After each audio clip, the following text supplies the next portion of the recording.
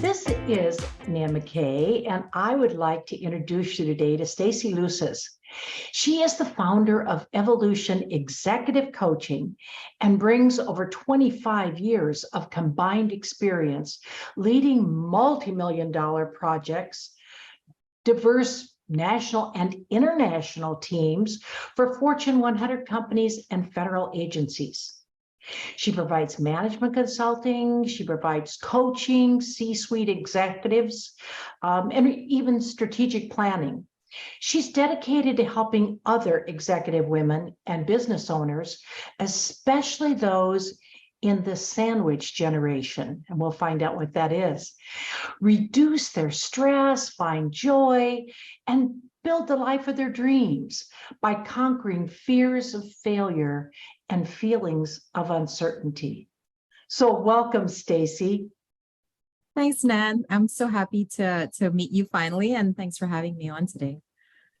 Well, Stacey, you had a life-altering experience when you were fighting for your life in a hospital. Tell us about that experience. So, Nan, as you mentioned with the sandwich generation, I am one of millions of women across the US who are considered a part of the sandwich generation. And it's not like Gen X or the boomer generation or anything like that. It just kind of encapsulates the group of older adults in their 40s, 50s, and 60s who are still pursuing life goals or running their own businesses, but they've got these added responsibilities on both ends of taking care of their children, some of which are in their teens or preteens or younger, but also having to care for their aging or ailing parents. And in some cases, if they're in their 60s, even their grandchildren. So that's kind of the sandwich generation. And in my case, so I'm in my 40s, I'm in that generation, and I found myself burnt out, unhealthy, as you can imagine, juggling multiple priorities of doctor's appointments, the financial burdens of that, being overscheduled. I know that's not news to anybody, and really running on empty, right? And it really took a toll. And then one day I found myself not feeling well, and that had been building up, and I was totally neglecting my own needs and kind of putting everyone else's needs ahead of mine. I found myself having emergency surgery. And on the operating table, I flatlined not once, but twice. And so definitely, that brought to bear kind of that I needed to make big changes in my life. And if I didn't do something drastic, I probably wouldn't live to be old enough to see my children grow up or meet my grandchildren. So definitely a big wake-up call. So you felt you were sandwiched between your children and your parents? Yeah, definitely. Because you bear those added responsibilities, right? You're raising children and you deal with college or high school and adolescence, or even in some cases back in the day. So in the 20s, 30s, 40s, a person like me would have kids in my 20s and my parents would be in their 40s. So they didn't really need my help. Now, because our generation waited to have kids until we were older, you're finding women in the 30s and 40s now having kids. Meanwhile, our parents are now in their 60s, 70s, 80s, living longer, but not having planned for that longevity of life, and even having multiple illnesses that they're dealing with. So women in their, like I said, late 30s, 40s, 50s, grappling with young ones and grappling with their parents. So definitely it bears a heavy burden on us. And kind of is becoming more and more prevalent. So were you just kind of laying in the hospital bed going, wow, I escaped this one, but yeah, what am I going to do with my life? Is that? I mean, I knew something had to change. I knew also that I couldn't be the only one, right? After that kind of wake-up call, I went looking for help. I was like, how can I cope better? How can I have better time management? What are the resources that I need? How can I bring my health back to where it needed to be? Statistically, people in the sandwich generation, and it's men and women, obviously, are at higher levels for heart disease, anxiety, a lot of sleepless nights, worrying about finances. And so when you kind of stack on stack all of those things, it just begs to be sort of a disaster. After, looking for years to kind of find help for myself, I found it in different places, whether that was coaches, functional doctors, networks, right, that helped with kind of aging parents, but there wasn't really a person or a place I could turn to, Nan, and that woman like myself can turn to really support us, because at the core of it, we're also ambitious, right? We're executives, we're business owners, we're sort of in our 40s, 50s, 60s. One could argue at the height of our career. So when you're balancing that need to be successful and to kind of do that also on top of all those things I just mentioned, it really is, a bit of a disaster waiting to happen. So what was the process? You said you searched for counselors, you searched for functional physicians, doctors, et cetera. It was a blended solution. And that really is what started me on my journey of coaching myself, coaching executive women, specifically in the sandwich generation. And really, I found out three things were needed. The first phase would have been clarity. What exactly is happening? Really taking a live, honest, raw assessment of not only my needs, physically, emotionally, psychologically, spiritually, figuring out kind of where I was, what was I neglecting in myself that made it okay for me to reach that level of burnout and overwhelm.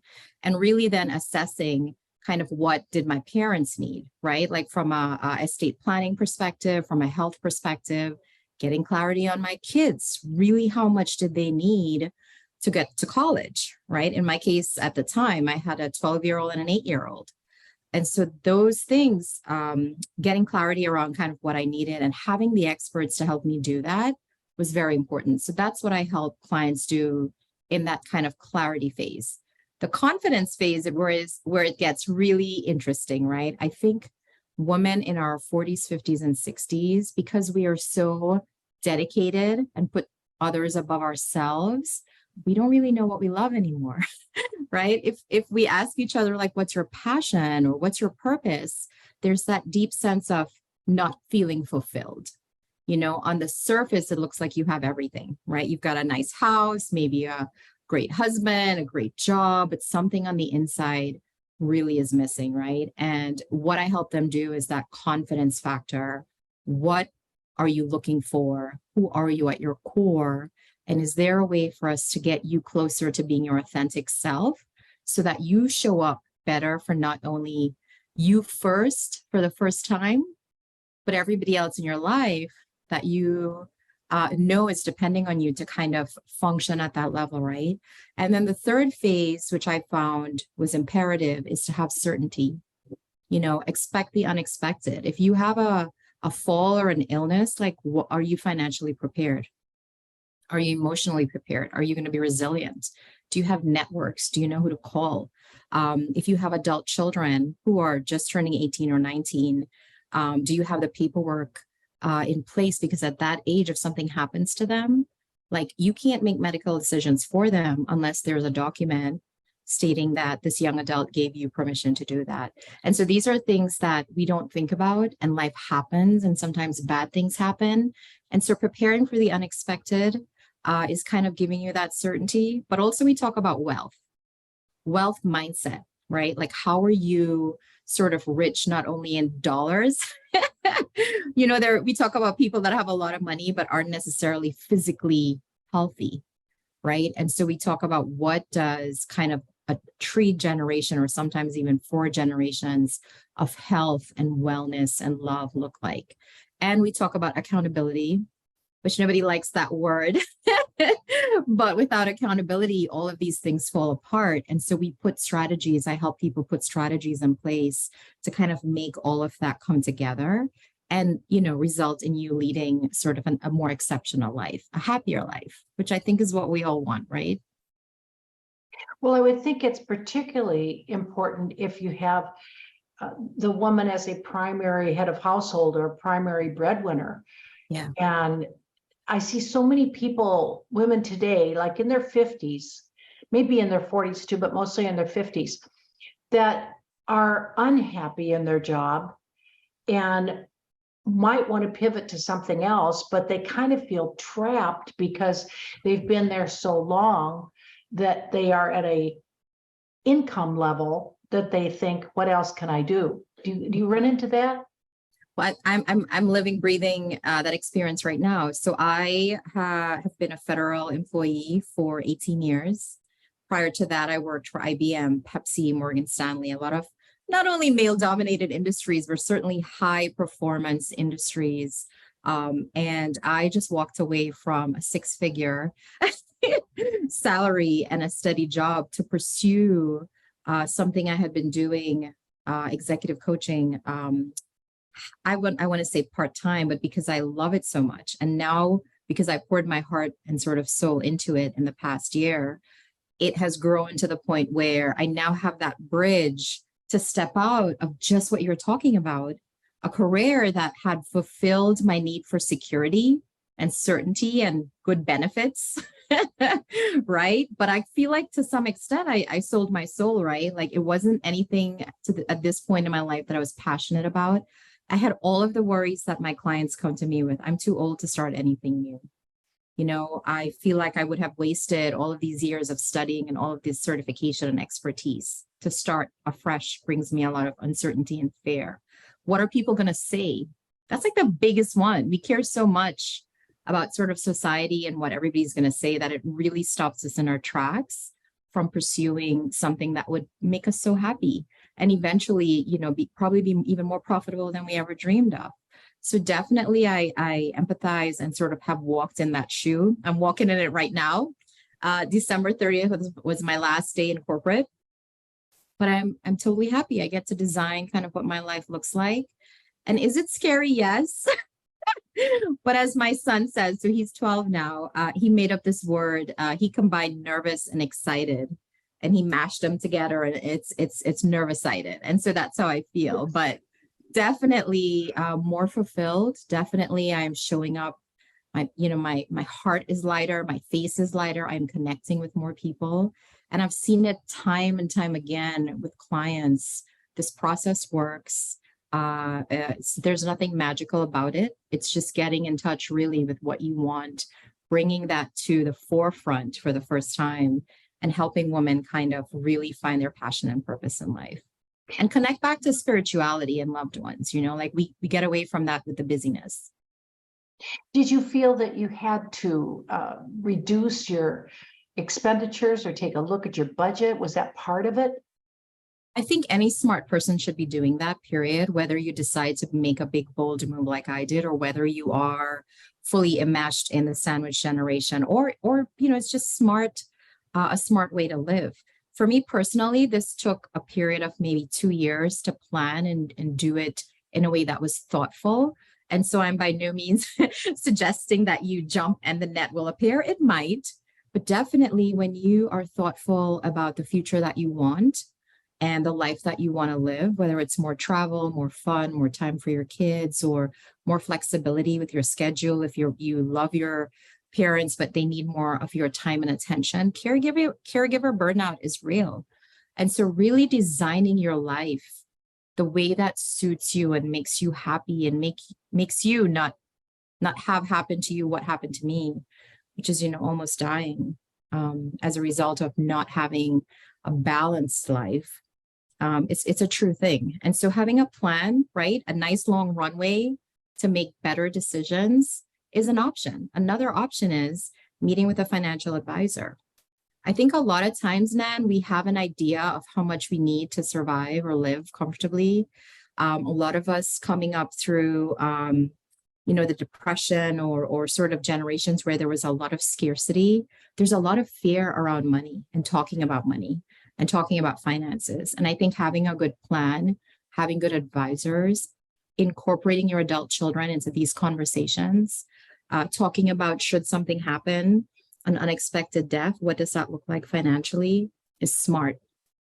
So yeah, right now we are living comfortably, but yeah, we're probably not going to go out every week and eat, probably once a month, but definitely having a thoughtful plan, even if it takes a year or two, I believe is much better than getting to be 80 or 70 years old and having a ton of regrets around what your life could have looked like. I mean, I don't know. Does that sound How does that sound to you? Oh, I think you're absolutely right.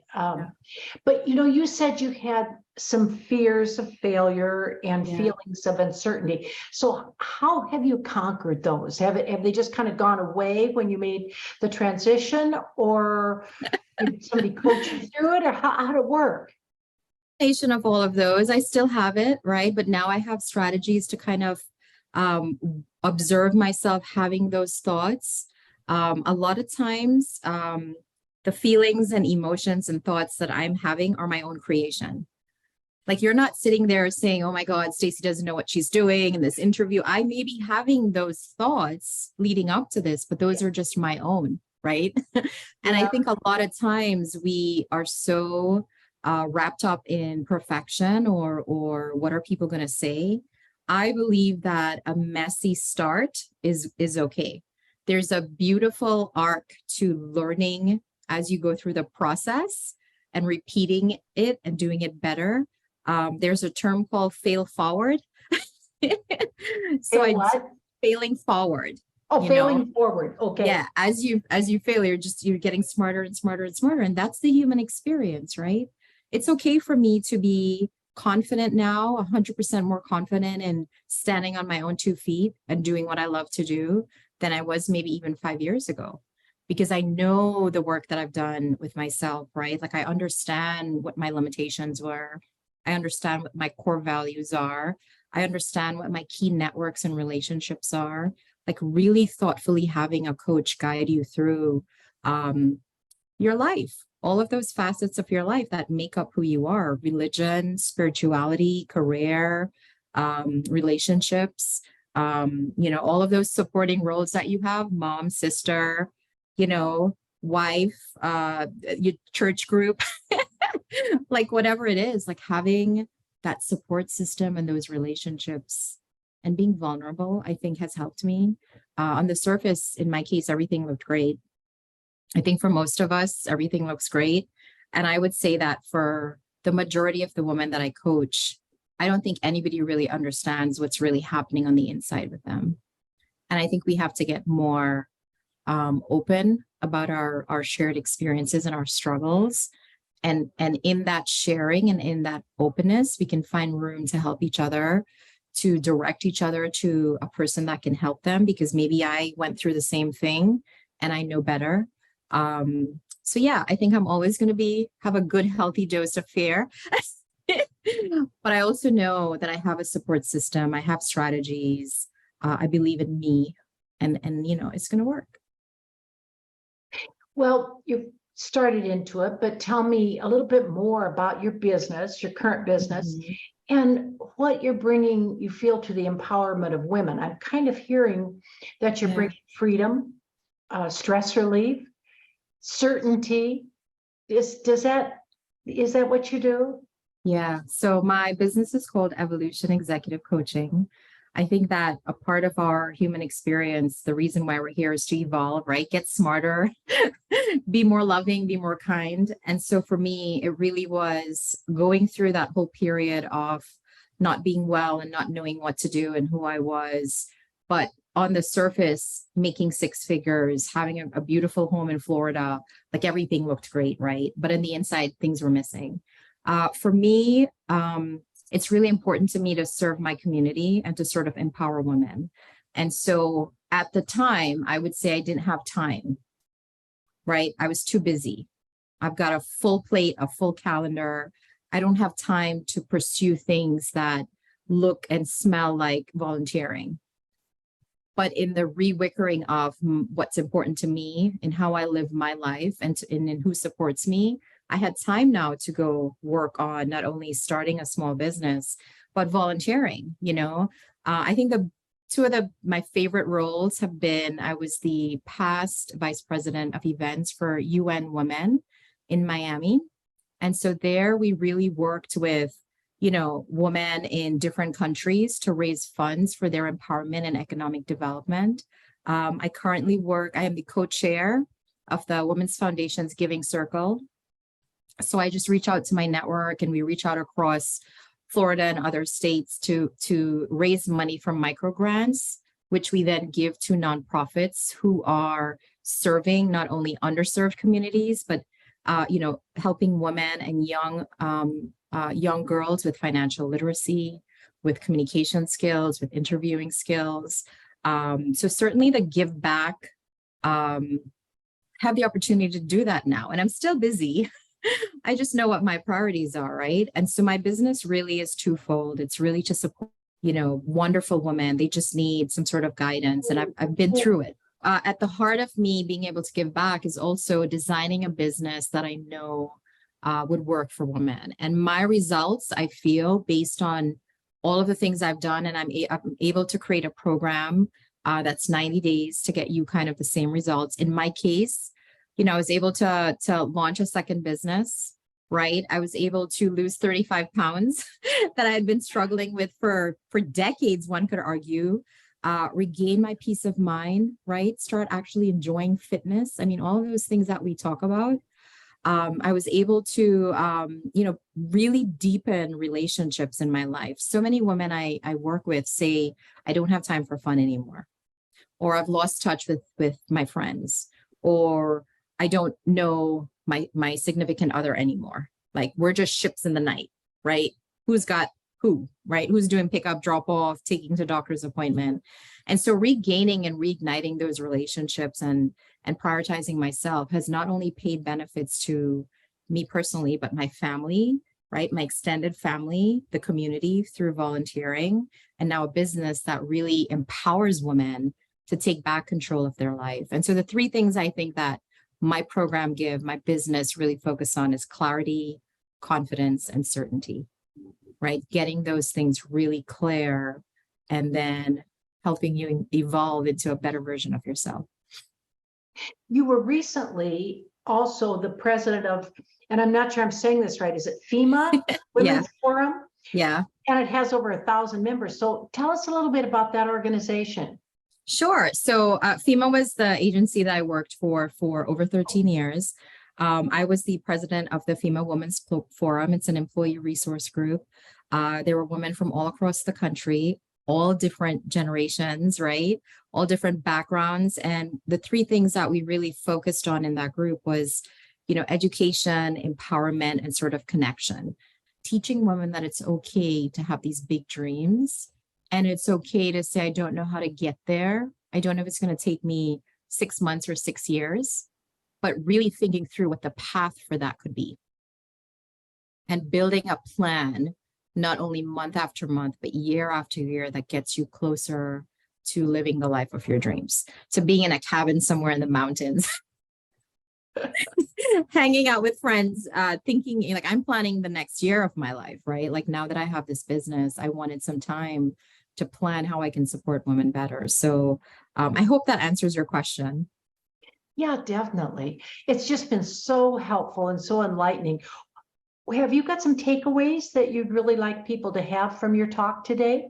Yeah, I think that, and we know this, right? You never know what's going on with another person, right? On the surface, personally, I was the founder of a successful business. I was a successful executive with the federal government, right? I've been leading multi-million-dollar projects. I've got 2 incredible kids, a dog, right? Like, on the surface, everything looked fine, but inside something was missing. And I think if you are that person where something on the inside is whispering to you, like, is this it? Am I just going to have a few good years? Then I'm going to retire. And then I've got like a few good years left to do what I want to do. I think a question to ask yourself is, are you truly happy? Right? And some takeaways are, and don't wait like me till it's maybe too late and you flatline. You have the opportunity to really ask some key questions. Know and act on self-care. Especially if you are a caregiver, it is imperative that you are functioning at your best. Understand what that means and sort of follow it through this year, right? Have an awareness of how to strengthen relationships, and also what networks do you need, not only now, but in the future, especially with your aging parents, right? If they have Alzheimer's or something like that, but also what are the networks you need if your kid is coming up and going to college? Like, what does that look like, right? Get ideas for aligning closer to your passion. I will tell you, a key giveaway is, what did you love to do when you were 10 years old? Were you singing and dancing? Did you love to read? In my case, I was an avid reader.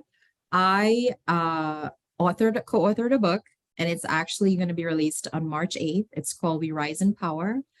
That is a fulfillment of a dream I've had since I was a child. But if you think about it, I've always loved reading and writing. If you give me math, I'm going to cry and curl into a fetal position, right? So understand kind of what you love and go back to incorporating some of those things into your life. If you love to dance and you don't have time, hello, you've got Google and YouTube. You can totally do a little bit of dancing in your living room when everybody's asleep, right? And then have a plan for the unexpected. I think that's my biggest takeaway for you. If you lay awake and you're worried about what could happen, write it down and do some research about what it could look like in terms of solutions or recommendations or support. But don't wait till something bad happens and then you're struggling to find a plan, because by that point, your emotional state is, not where you need it to be. And have courage to do things that other people might think is just a little bit crazy, like quitting your job and starting a career, in my case, 40s. But it's what I want to do. And I would encourage you, if there are things you want to do, talk to someone that's doing it already and find out how they got there. And so those are my takeaways. Well, I think it's just been marvelous. You've been so helpful and given so many good pieces of advice. I thank you so much. And I wish you just loads and loads of wonderful success in your business. Thank you so much for having me. I deeply appreciate it.